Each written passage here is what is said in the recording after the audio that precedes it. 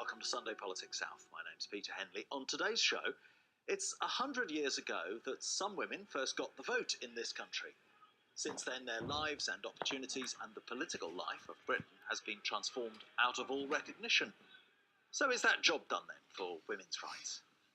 You'll not be surprised to hear that the two politicians who are here for the next 20 minutes will be answering no to that question. Letitia Carter is the Deputy Leader of the Labour Group on West Oxfordshire District Council, and Gillian Keegan is the Conservative MP for Chichester. Welcome to both of you. Let's just ask you first of all about Capita, who lost 40% of their share value this week. That's on the back of the watch list on Interserve, Carillion, of course. Are all government contractors in doubt now, Gillian? Well, I think because of the strategic importance of all these kind of contractors, they always need to be reviewed constantly, and they do have sort of special relationship people that kind of keep an eye on these people. They have such a breadth of government business. I think in the case of Carillion, it was like 38%, etc. Well, Capita had most of the rest of it, and Capita had most of the rest, and particularly a lot of local council business as well. So when you've got such a concentration of supply, I mean, years ago I was a procurement manager for a car factory and also for a bank, and you're always looking at that kind of balance between obviously consolidating sectors. You do tend to get economies of scale. That's why you have these but people. Confidence, the loss of confidence can be infectious, can't it? Business people don't tend to maybe political discussions do, but business people do tend to look very hard at the numbers. So you can see the difference in the debt, in the leverage, in the weighting, in the diversification strategy, and how they've acquired companies, etc. They do need to shore up their balance sheet, Capita. I mean, that's obviously what they're doing now, and they probably have looked at their strategy and thought, you know what, if you push this strategy too far, you end up being in a situation like Carillion. But business people tend to be less emotional about whether something's catching and will look very much at the hard facts. It's very clear that they do need to raise more capital. They do need to stop paying themselves for non-performance. They do need to pay dividends when they're doing well and making profits, and they need to take more account of their pensions and their pension deficits, because that's something that I feel it's highly important that they take care of that.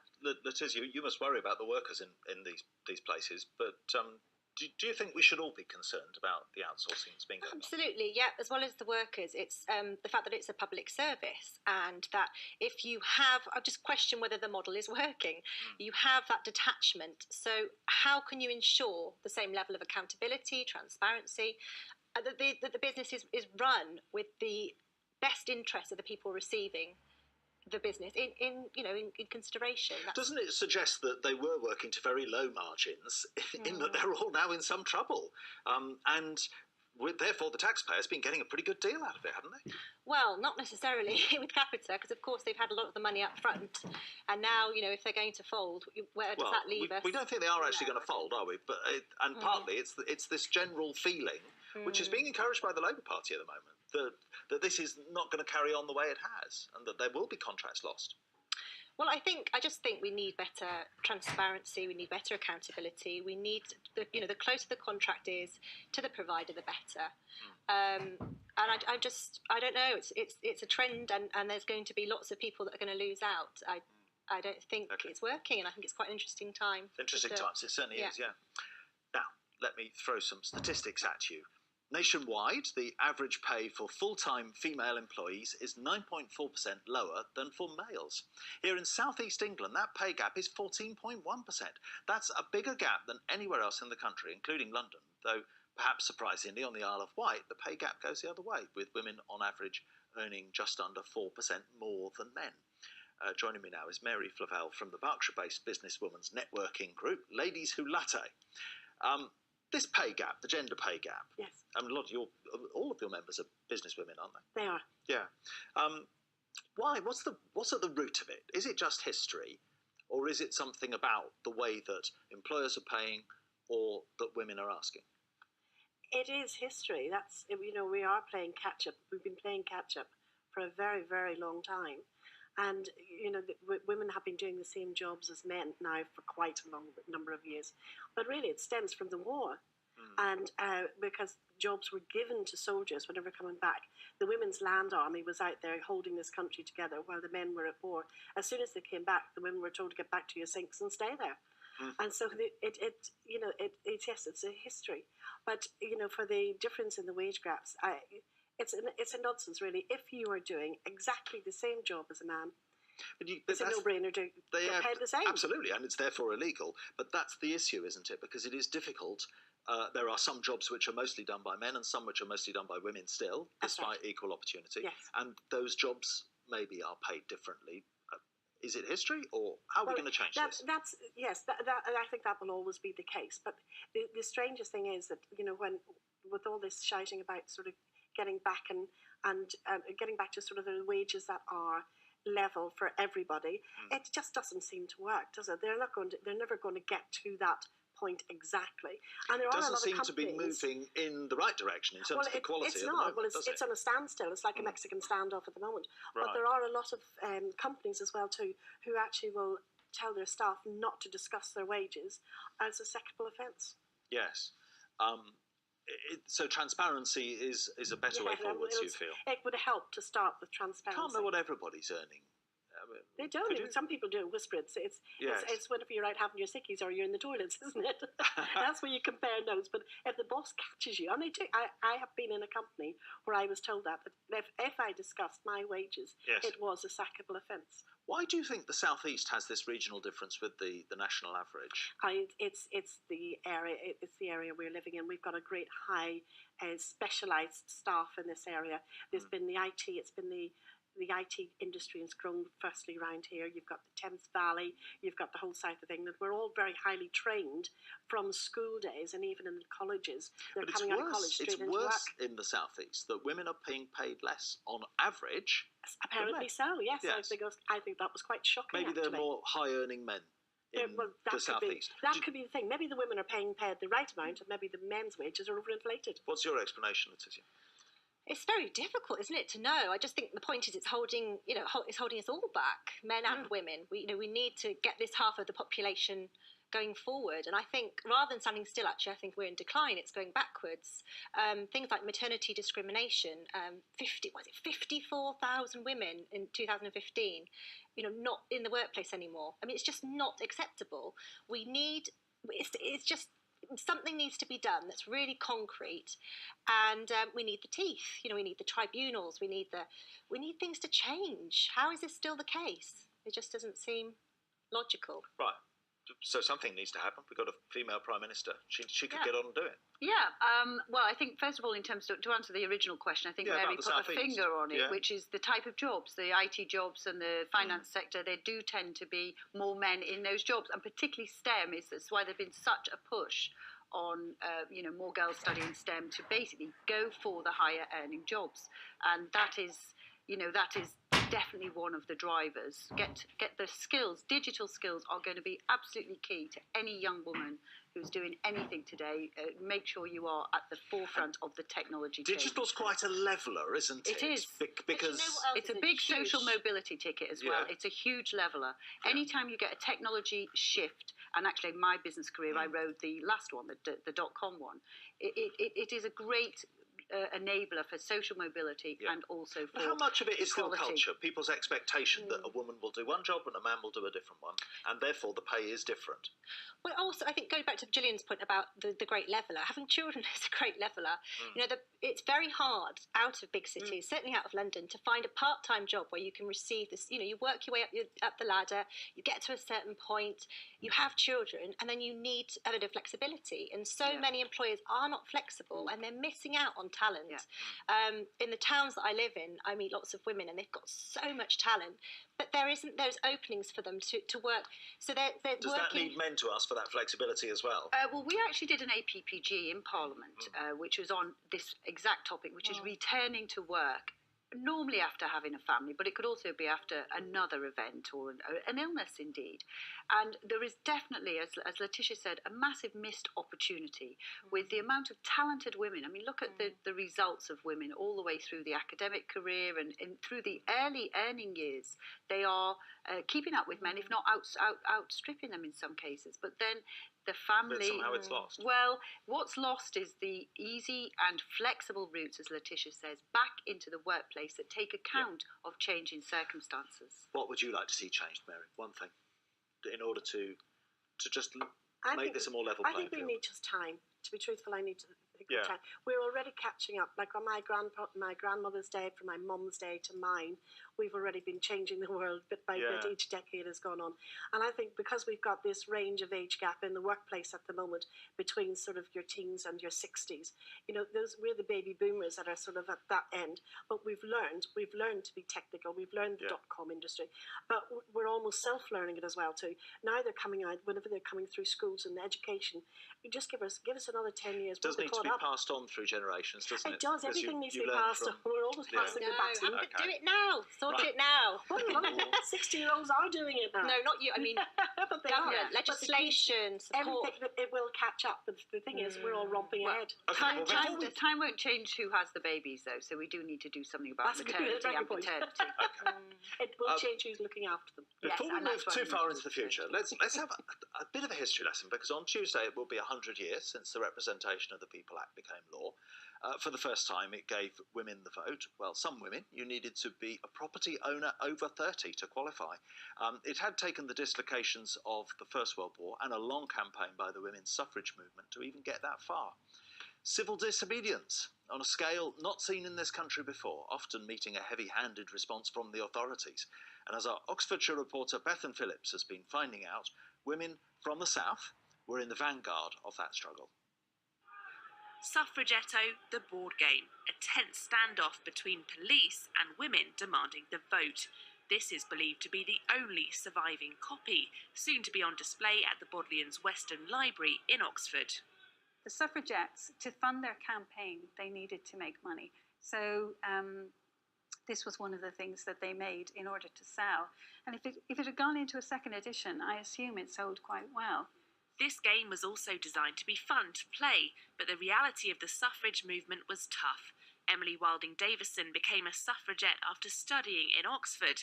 Philippa Bilton is a distant relative. She was the first person to set fire to pillar boxes, and she'd make sure there was a policeman round about, so she'd get arrested. So she wanted to get arrested to make a statement? Yes. But Emily paid a high price for challenging the establishment. She was repeatedly jailed. She went on hunger strike and was force-fed 49 times.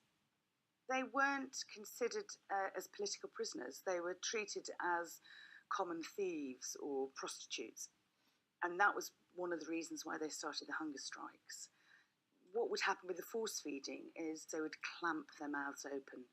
And Emily lost 2 of her front teeth.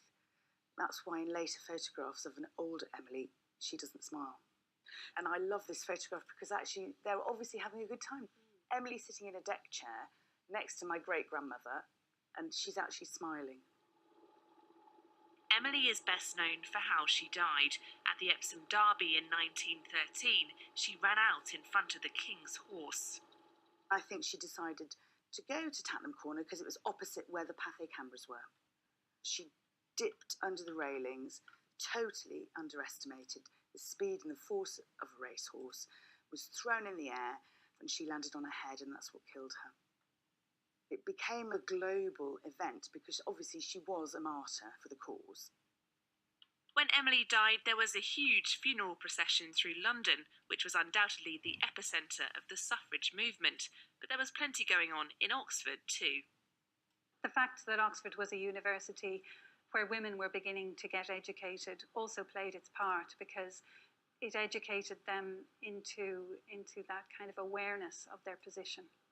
Here is a postcard of a banner that would have been carried in the procession for the coronation of King George V in 1911. It joins together many different Oxford women students. So previous to this, they'd had their own little college societies, but this is them getting together, saying this is the University of Oxford, all the women getting together. Without the incredible actions of the women in the suffrage movement, it does make me wonder where we'd be today. Would we have women in Parliament? Would we have a female Prime Minister? Would I even be standing here as a political reporter talking to you? And of course there's still work to do. It's something that the committee here at the Oxford Union is very aware of. Last term, the Debating Society was criticised for having mainly male, white speakers. This time it's managed a 50-50 split. People will often say that, yeah, you can send invites to more women, but they won't necessarily accept the invitation. I think actually this time when we've been reaching out to people, we found that not to be the case. And I think that now women are just as likely to accept the invitation as men. And I think that we actually found that the world is changing and the world has changed. And now there are probably equal numbers of men and women to invite to speak on various topics and issues. What do we want? Equality! We want it now! Much like 100 years ago, women's rights are grabbing the headlines. The Me Too movement, outcry over sexual harassment, and the Harvey Weinstein allegations. The suffragettes are no longer here to chain themselves to railings and set fire to pillar boxes, but it seems there are still plenty of battles ahead in the fight for equality. So it's sort of done full circle, hasn't it? Because I mean, the issues in the theatre and in business and on pay and now politics really needs to step up again, don't you think? And yet you've got Donald Trump in America. Is that a problem for women's equality, Gillian? Oh, that's a difficult one. It's a problem for lots of things. Is that a backlash, do you think, against some of the way the world is going? You know, that there are, they say that just as many women voted for Trump as men. Yes, actually, I think that pretty much was the statistic. I have 4 very good close girlfriends in the States, and 2 of them voted for Trump, and 2 of them voted, horrified by the prospect. Yeah. You know, culturally we're very different. And not for Hillary. No, culturally we're very different, I think. And you know, the US election, you know, you could rerun that. It wasn't expected. You know, it shows you the importance of voting, I think, because there was awful lot of people that didn't vote because they didn't like either candidate, and then, you know, that's when they left the decision to other people. So I think it does underline the importance of voting for at least your least worst candidate. If you don't like somebody. 33% of councillors in England. This is 100 years on, you know, from what we were seeing there, and the sacrifices people made on principle. Only 33% of councillors are women, and 17% of council leaders. Crazy. Can't that just be sorted out? I mean, we could have the women's shortlist, which you've had in the Labour Party. Do you think that's the way forward? Absolutely. We need to aim for 50-50 cabinet. We need to have 50-50 wherever possible. I mean, what women bring is so different. We need that diversity. It's so strong, and it has to be an agenda item. It has to be top of the priority list. We have to get more women into politics, and I'm not sure why more women aren't. I've got 2 young children, and I have to say, negotiating with them all day is the perfect preparation for negotiating, for decision making, for you know, it fits around what I have to do with my family life. Not a massive earner at this point, but it means I keep my hand in, and you know, politics is so rich, and if you can be part of that decision making, and you can be in your community and active in your community, then I just think it brings so much to your career. Is it, again, Mary, as Mary was saying, that it's a question of time, because younger people generally don't tend to get involved in local authorities. You wait till you know what your council tax is spent on, and you care about it a bit more. To some degree, I actually co-chaired that review into the councillors and women's representation on councils and throughout the leadership with Margaret Hodge before I was an MP. And what was actually more shocking was 2 things. First of all, it had not changed over decades. So this figure had not moved. It was always around about a third. So it kind of just plateaued. That's so the all first the initiatives that are being taken, all the encouragement that your party's been doing. No. They made no difference at the council level. The second thing that was really quite striking was quite often you talk about why have we not got more women in leadership positions, and the answer often is in the pipeline. When you look at the pipeline, so when we didn't have women in boards, you looked at senior executives, senior management. Is that what Theresa May is doing now with some of these junior appointments? It is important to build the pipeline, but what was astonishing in the local government and local councils is that they're 70-80% employed women. If you look into the council employees, this is not elected, and yet still very, very small number of CEOs of councils. So It's the classic. pipeline was there. Yeah. But it's unusual for the work base to be more women than men, usually in the leadership positions. So something was just not working at all, because the pipeline was there, but the leadership It's positions were classic not going to women. glass ceiling, isn't it? But I would say in the Labour Party, I've smashed the glass ceiling, because as soon as I came into politics, I was elected, and then the PCC role and the parliamentary role. But I think the opportunities are there. Is your Women to Win working? Or Yes, Women to Win. More of a tougher action like Labour have. Well, we've chosen to not have quotas, and I think that will continue unless we don't make any progress. So Women to Win has been making progress, although obviously the last election we didn't make enough progress because we didn't win more seats. No. We lost some seats, and it's a complex picture. It is a complex picture. Thank you, both of you. Just a reminder, BBC Radio Oxford will be celebrating 100 years since the Representation of the People Act by running a series all this week called Suffragette City. Now, our regular roundup of the political week in the South in 60 seconds.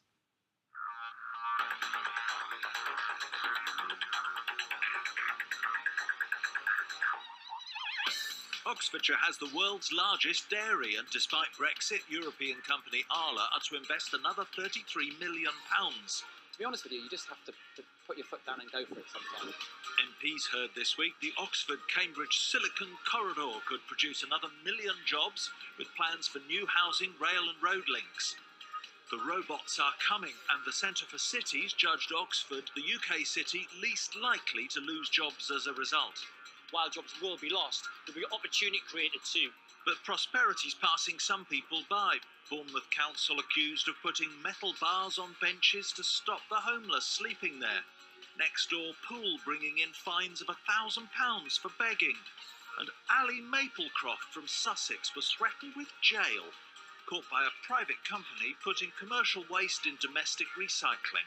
She agreed to a £600 fine. I was told that there was no recourse at all, there's no appeals process.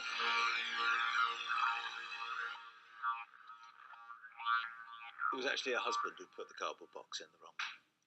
But then he was doing... Well, I think Philip May called the man job. Yeah, blue jobs. Well, what about the what about these benches and homeless people? I think that's absolutely awful. I mean, the people don't choose to be homeless at all. Do you stop it by stopping them sleeping on a bench? Well, you don't, but actually you need to stop it by...